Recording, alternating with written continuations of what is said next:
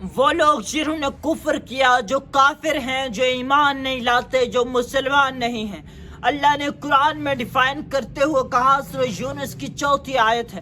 والذین کفروا، وہ لوگ جنہوں نے کفر کیا، لہم شراب، ان کے لیے پینا ہے کھولتا ہوا پانی، گرم پانی، من حمیم، کھولتا ہوا،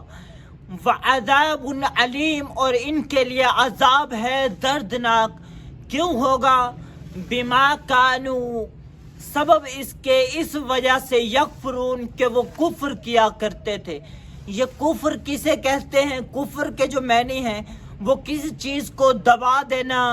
اس کو دبا دینا، یعنی ایک بچہ جو فطرت اسلام پہ پیدا ہوتا ہے، اس کو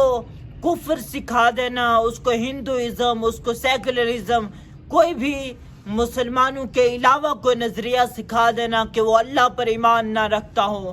یہ اس کو کفر کہتے ہیں، اور یہ کافر لوگ ہیں۔ اللہ نے جگہ جگہ ان کافروں کو ڈیفائن کر کے کہا کہ یہ ذلیل لوگ ہیں، نہ دنیا میں کوئی اچھا ٹھکانہ ہے، نہ کوئی آخرت میں ان کا اچھا ٹھکانہ ہے۔ تو پھر ہم دیکھتے ہیں کہ ساری دنیا میں آج یورپ جو لیڈ کر رہے دنیا کو، اسرائیل کے جو کافر ہیں، جو یہودی ہیں،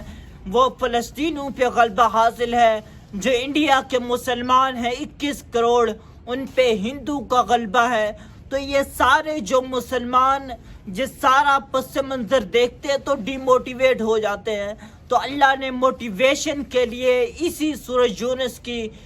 11ویں آیت میں کہا، یہ وہ آیت ہے وَلَوْ يُعَجِّلُ اللَّهُ، جب یہ نازل ہوئی، جب کافروں نے،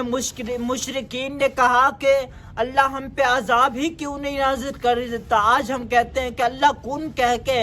ان سارے فلسطین کے جو ظلم کر رہے ہیں اسرائیلی، جو یورپ کے لوگ ہیں، جو انڈیا کے ہندو، جو مسلمانوں پہ ظلم کر رہے ہیں، جو لیڈرشپ ہے ان کی، تو اللہ کون کر کے ان کو ختم کیوں نہیں کر دیتا؟ اس کی وجہ اللہ نے قرآن میں بیان کی، وَلَوْ يُعَجِّلُ اللَّهُ، اور اگر ہم جلدی بھیجتے، لِلنَّاسِ، لوگوں کے لیے، الشَّرُّ، شر کو اگر ہم اللہ جلدی بھیجتا لوگوں کے لیے، تو ان کی مدت پوری کر دی جاتی اور وہ ختم ہو جاتے۔ تو اللہ نے کہا کہ ہم فَنَذَرُ الَّذِينَ، پس ہم ان کو ڈیل دیتے ہیں، پس ہم ان کو چھوڑ دیتے ہیں، لا یرجون لقاءنا، ان لوگوں کو جو یقین نہیں رکھتے ہماری ملاقات کی، یعنی جو آخرت پر یقین نہیں رکھتے، جو دوبارہ زندہ کیے جانے پر یقین نہیں رکھتے۔ اللہ نے کہا ہم نے خود ان کو ڈیل دی، ہم نے خود ان کو چھوڑا تاکہ ہم دیکھیں کہ یہ کیا کرتے ہیں خود سے۔ ایک انسان خود اپنے ذمہ دار ہے کہ وہ کیا غلطیاں کرتا ہے، اس سے پوچھا جائے گا۔ اللہ نے کہا ہم نے ان کو چھوڑ دیا،